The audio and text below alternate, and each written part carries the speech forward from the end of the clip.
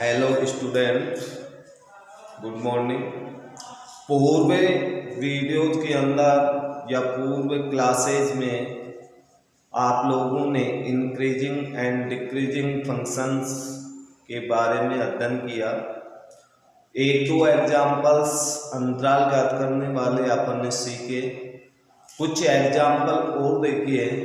Example number 8, दिया गया function f(x) x³ minus 3x² plus 4x सभी वास्तविक संख्याओं पर निरंतर वर्तमान है, सिद्ध कीजिए। तो आपको वर्तमान या ह्रासमान सिद्ध करने के लिए भी फलन का x के सापेक्ष अवकलन करना पड़ेगा, क्योंकि अवकलज का अनुप्रयोग तो अपन पढ़ ही रहे हैं। और यदि अंतराल ज्ञात करना है तब भी आपको अवकलन करके क्रांतिक बिंदु ज्ञात करना है। तो आइए इस क्वेश्चन को अपन हल करते हैं। तो आपने नोटबुक उठाइए, पेन उठाइए और तैयार हो जाए। f(x) यानी x के सापेक्ष अवकलन 3x³ का ये अवकलन होगा, माइनस x² का अवकलन करेंगे तो ये 6x आएगा, 4x का अवकलन करेंगे तो 4 होगा। या फिर इसको हम ऐसे भी व्यवस्थित कर सकते हैं। वैसे अपन गुणनखंड करेंगे तो इसके गुणनखंड नहीं होंगे, इसलिए गुणनखंड करने के लिए इसको व्यवस्थित करते हैं। 6x प्लस 3 प्लस 1 भी तो लिखा जा सकता है 4। यहां से इन तीनों पदों में सार लेने पर x² माइनस 2x प्लस 1 या फिर इसको हम ऐसे भी तो लिख सकते हैं कि होल स्क्वायर होगा x प्लस 1 माइनस 1 का होल स्क्वायर प्लस 1। अब अपन ये देखें कि ये f' 0 से छोटा है या बड़ा। इसके लिए यहाँ पर देखिए आपके पास दो पद हैं और इन दोनों पदों में ये पद तो पॉजिटिव है।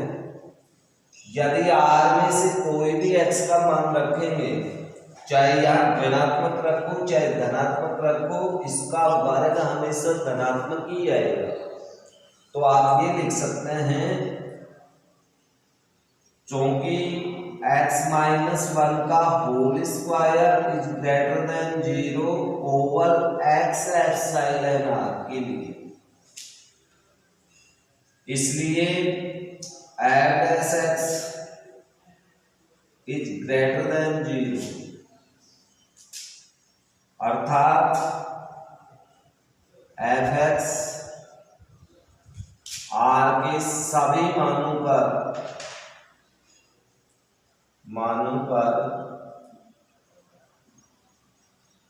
वर्तमान है, वर्तमान फलन। यही अपन को सिद्ध करना था। यदि ये आपके समझ में नहीं आया तो देखिए अपन एक एग्जांपल लेते हैं। मान लेते हैं r में से कोई भी मान -2 एप्सिलॉन r के लिए, तो इसमें मान रखेंगे -2 माइनस 1 का होल स्क्वायर। यदि वर्ग करेंगे तो ये हमेशा धनात्मक ही आएगा, क्योंकि इस पूरे पद का होल स्क्वायर है और होल स्क्वायर हमेशा धनात्मक होता है। तो इस धनात्मक को 3 से गुणा करेंगे, धनात्मक आएगा, धनात्मक में 1 जोड़ेंगे तब भी पॉजिटिव आएगा। अर्थात 0 से बड़ा आएगा तो कुल मिला के f(x) 0 से बड़ा होगा। और जब f(x) 0 से बड़ा होगा तो दिया गया फलन निरंतर वर्तमान कहलाता है। तो ये आपका एग्जाम्पल नंबर 8 था। अब इसके बाद में अपन देखते हैं एग्जाम्पल नंबर 10। इसमें अंतराल पूछा गया है, वह अंतराल ज्ञात कीजिए जिसमें कि दिया गया फलन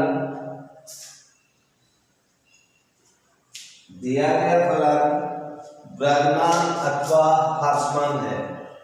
तो वर्तमान या ह्रासमान के लिए सबसे पहले इसका x के सापेक्ष अवकलन, पहले पद का दूसरे क्षेत्रफल का यानी योग नियम का प्रयोग करते हुए अवकलन करना है। तो पहले का अवकलन करेंगे तो आपके पास आएगा cos x, लेकिन cos x का अवकलन करेंगे तो माइनस साइन x होता है, चिन्ह भी माइनस, तो माइनस माइनस क्या हो जाएगा प्लस साइन x, अवकलन तो हो गया। लेकिन अंतराल के लिए आपको f(x) बराबर 0 रखना पड़ेगा, f(x) बराबर 0, अर्थात f(x) का मान यहाँ रखेंगे तो हमें ये मान प्राप्त होगा इक्वल 0। इसे हम पक्षांतरण करें तो हमें ये प्राप्त होगा sin x बराबर माइनस cos x, दोनों पक्षों में cos का भाग है तो हमें प्राप्त होगा sin x upon cos x equal -1। इसका हुआ tan x बराबर -1। कौन से tan का मान -1 होता है, तो आप ये लिख सकते हैं इसको tan x बराबर माइनस tan π/4 tan के रूप में, या फिर इसको हम ये भी तो लिख सकते हैं tan x बराबर tan π-π/4। ऋणात्मक चिन्ह को धनात्मक चतुर्थांश के अनुसार बदल दिया तो tan x बराबर हमें प्राप्त हुआ tan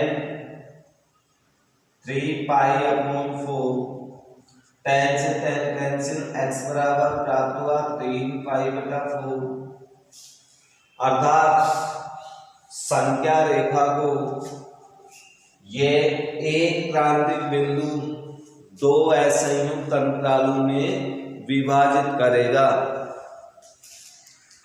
जबकि इस फलन के लिए आपको अंतराल भी दिया हुआ था कि x एप्सिलॉन 0 to पाई, अर्थात इस अंतराल में ये परिभाषित है, तो इस अंतराल के मध्य में ये बिंदु आएगा, अर्थात इस अंतराल को, दिए हुए अंतराल को दो असंयुक्त अंतरालों में विभाजित करेगा। तो आप ये लिखेंगे x बराबर 3π/4, अंतराल दिया हुआ अंतराल लिखना 0 से पाई को दो असंयुक्त अंतराल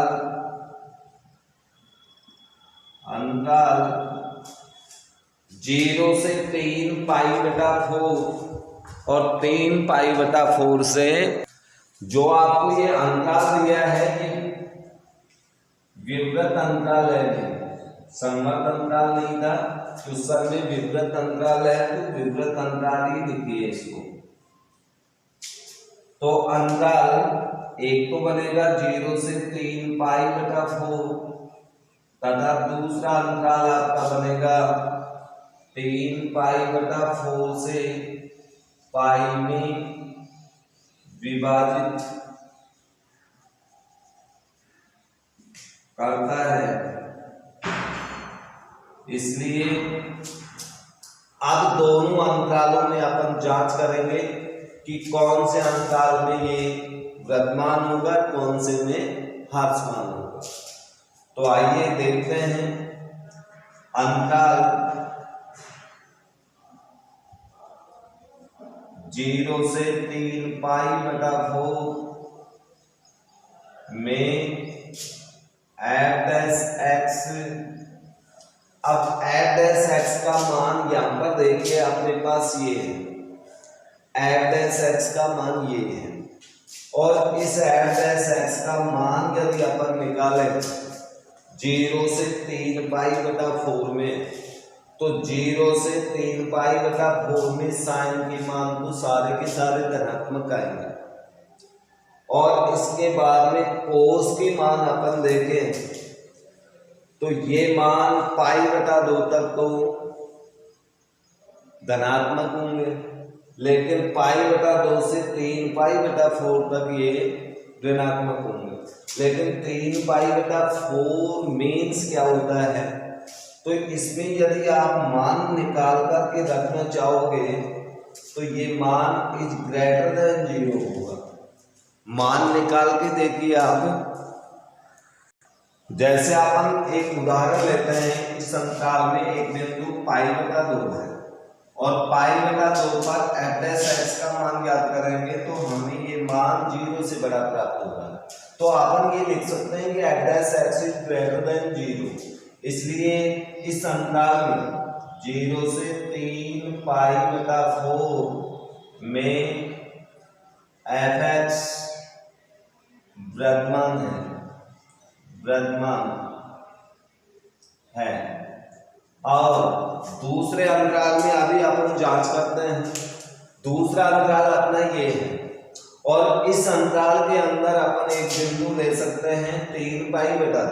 3π/2 इससे बड़ा है, पाई से छोटा है, तो ये मान इसमें रखेंगे f' में तो हमें ये मान प्राप्त होगा। इसको चतुर्थांश के अनुसार बदलेंगे तो हमें ये मान प्राप्त होगा, यानी नेगेटिव मान आ रहा है, 0 से छोटा आ रहा है, अर्थात इसमें ऋणात्मक होगा f'। तो अपन ये देख सकते हैं।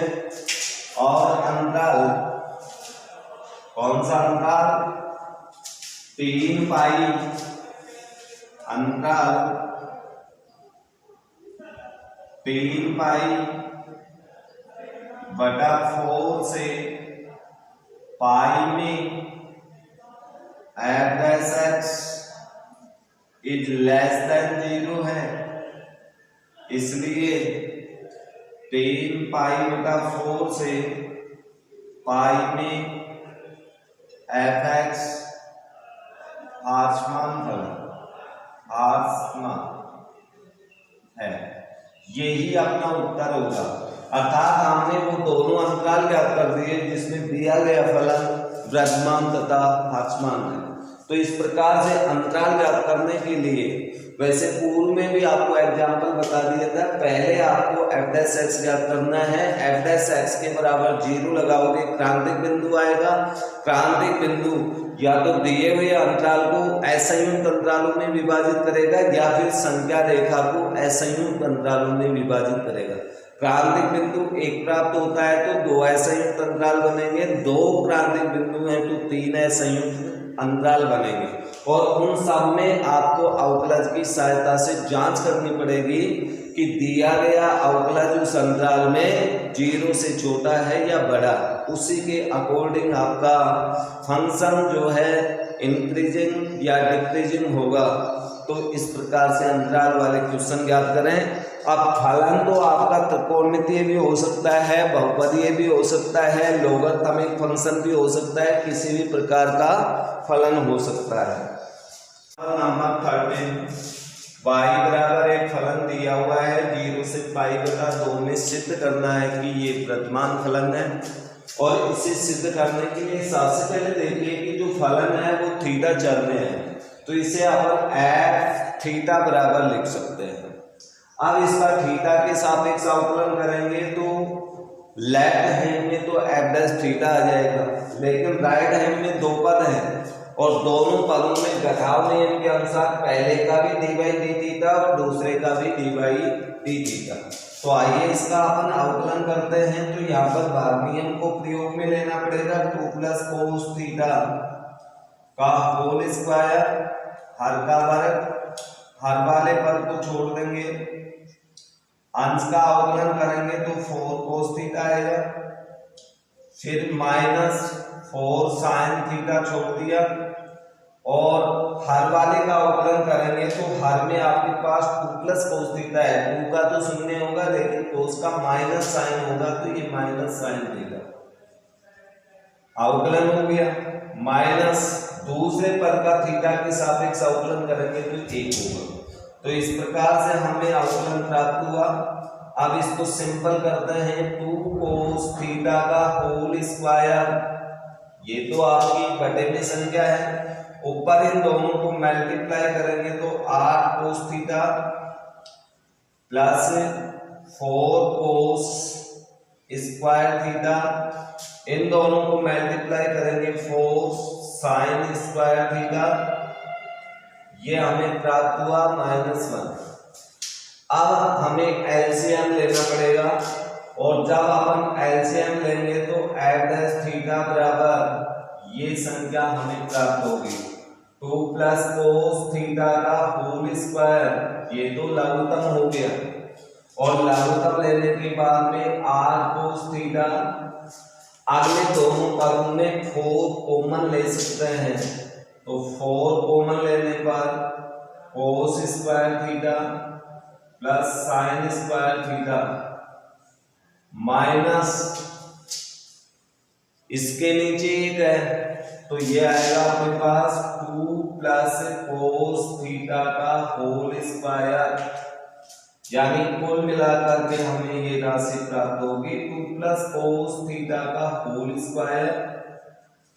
यहां पर अपने पास आ गया 8 कोस थीटा प्लस 4, इसका मान 1 होता है।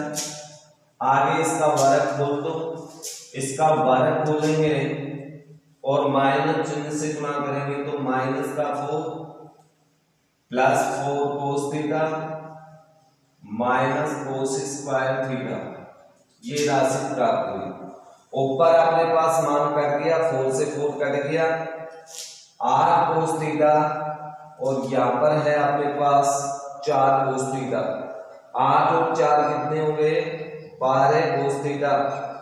तो 12 कोस थीटा का मान अपन यहाँ पर सॉरी एक बार ये माइनस चिन्ह होगा, क्योंकि इसका वर्ग खोलेंगे तो तीनों पद धनात्मक होंगे, तीनों को माइनस चिन्ह से गुणा करेंगे तो तीनों ऋणात्मक। 8 कोस थीटा में से 4 कोस थीटा घटाओ, 4 cos theta minus cos square theta upon 2 plus cos theta का होल स्क्वायर, या कुल मिलाकर के एस हमें प्राप्त हो गया। यहाँ पर कोस थीटा कॉमन है तो अंदर बचेगा 4 minus cos theta upon 2 plus cos theta का होल स्क्वायर। ये f' प्राप्त हुआ, और f' प्राप्त होने के बाद में हम ये देखते हैं कि इसका मान 0 से बड़ा है या छोटा। f' थीटा प्राप्त हो गया। अब f' थीटा के बाद अब अपन मान देखते हैं कि थीटा आपको इस अंतराल में दे रखा है, और जब थीटा इस अंतराल में है तो cos 0 का मान 1 होगा, cos π/2 का मान 0 होता है, अर्थात इस cos थीटा का न्यूनतम मान 0, अधिकतम मान 1 होगा। और 0 से 1 तक की कोई भी संख्या यहाँ रखेंगे तो 4 माइनस कोस थीटा का मान 0 से बड़ा ही होगा। कोस थीटा स्वयं ही 0 से बड़ा है, 2 प्लस कोस थीटा भी 0 से बड़ा होगा, तो इस प्रकार से होल स्क्वायर भी तो बड़ा होगा, और जब होल स्क्वायर बड़ा होगा तो ये दोनों मान धनात्मक, 0 से बड़ा गुणा करेंगे तो धनात्मक, और धनात्मक में धनात्मक का भाग देंगे तब भी धनात्मक आएगा। तो कुल मिलाकर के f' theta is greater than 0, और जब ये ग्रेटर देन 0 है तो फलन विद्यमान होगा। यही हमें सिद्ध करना था।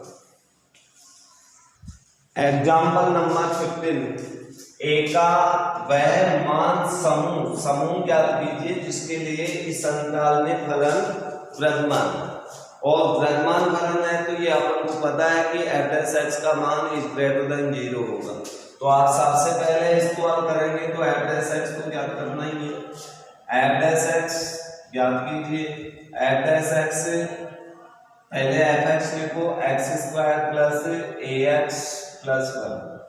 अब इसका x के सापेक्ष अवकलन करेंगे तो हमें प्राप्त होगा ये अवकलन हमें प्राप्त हो गया, चूंकि f(x) अंतर 1 से 2 में विद्यमान है, इसलिए f(x) इज ग्रेटर देन 0, या फिर f(x) का मान रखें 2x plus a is greater than 0। ये हमें प्राप्त हो गया। लेकिन आप यहां पर देखिए, लेकिन एफ एक्स 1 से 2 में वर्तमान है, इसलिए इस अंतराल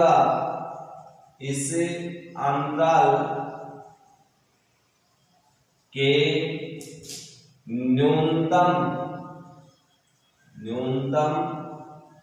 मान 1 पर B F dash X is greater than 0। इसलिए अपने पास ये आएगा कि x बराबर 1 पर जब एफ डैश एक्स अपन निकाले, F dash 1 is greater than 0 और एफ डैश 1 का मान निकालेंगे तो 2 into 1 plus a is greater than 0 या a इज ग्रेटर देन -2 पक्षांतर करने पर a का मान -2 से बड़ा है, इसलिए a का मान समूह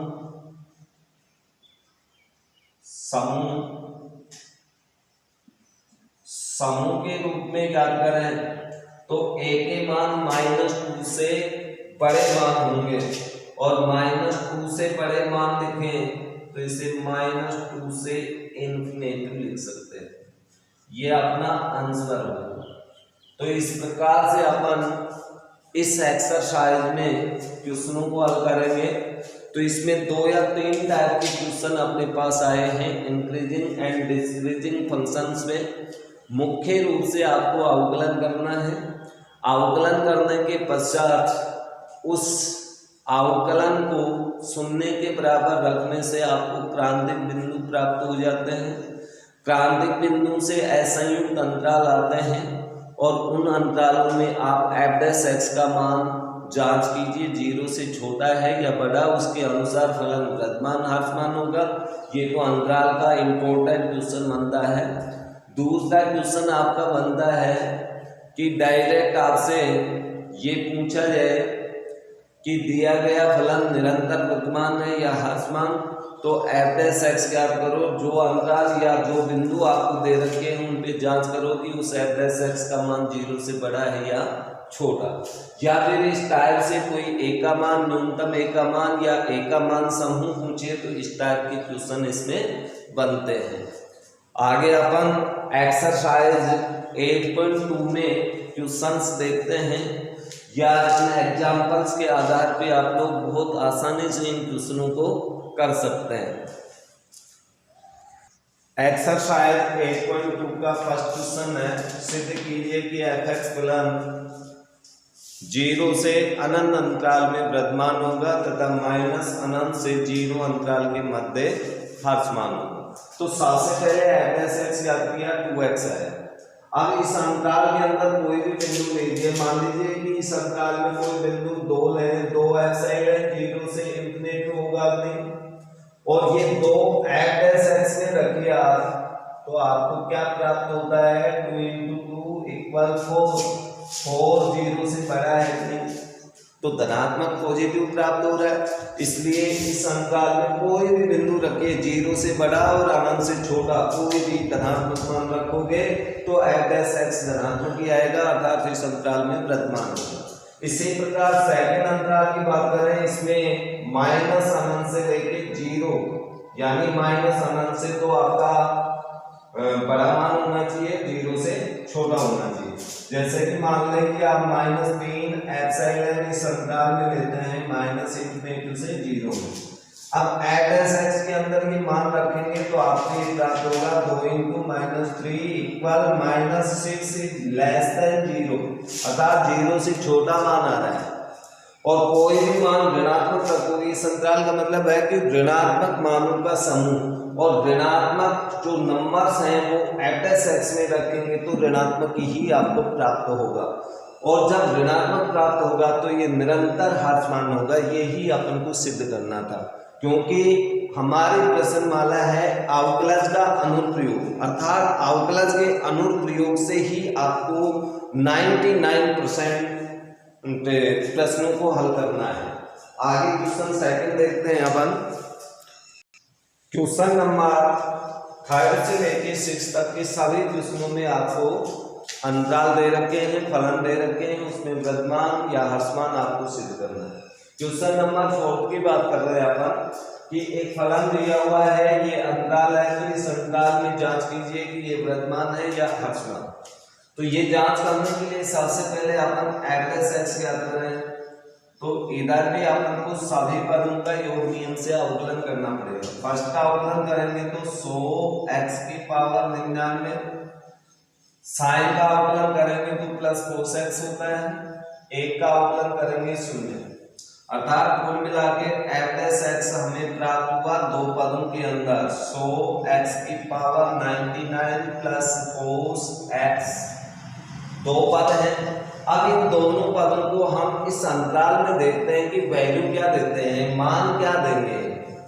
तो यहां पर अपन देखते हैं, यहां 100 x की पावर 99 इज ग्रेटर देन 0 जब x एप्सिलॉन 0 से पाई बटा 0 से पाई बटा 2, कोई भी x का मान रखो, इस पूरे पद का मान 0 से बड़ा ही होगा। इसी प्रकार cos x is greater than 0 जब x एप्सिलॉन 0 से पाई बटा 0 से पाई बटा 2 अंतराल में cos हमेशा धनात्मक होता है, इसलिए कुल मिला के दोनों पद पॉजिटिव हैं, इसलिए आप ये लिख सकते हैं, इसलिए f(x) इज ग्रेटर देन 0। और जब ये 0 से बड़ा है तो आप ये लिख सकते हैं कि f(x) वृद्धमान फलन, ये वृद्धमान फलन है, यही अपन को सिद्ध करना था। अर्थात क्वेश्चन नंबर 3 से लेके 6 तक के सभी क्वेश्चन आपको इसी तरह से करने हैं। शेष एक्सरसाइज के शेष क्वेश्चनों को आप लोग हल करके देखना अपनी नोटबुक के अंदर, जो रफ नोटबुक है ज़्यादा से ज़्यादा अभ्यास करें, इसी टाइप के क्वेश्चन हैं। अवकलन आपको आना अनिवार्य है, यदि अवकलन आपको नहीं आता है तो अवकलज की जो प्रश्नमाला अपन ने पूर्व में पढ़ी थी उन वीडियोज को दोबारा से देखें, और दोबारा देख करके और आप अपने अवकलज का पक्ष इतना स्ट्रॉन्ग करें कि अवकलज आपको आसानी से आ सके। अवकलज आना अनिवार्य है इस प्रश्नमाला के लिए, इसलिए मैं आपको बार बार ये बात दोहरा रहा हूँ कि आप लोग प्रश्नमाला जो 7 के वीडियोज हैं उन सभी वीडियोज को दोबारा देख करके अवकलज पे अपनी पकड़ मजबूत बनाएं और नेक्स्ट वीडियो लेके आए। तब तक के लिए इजाज़त दीजिए, धन्यवाद, थैंक यू।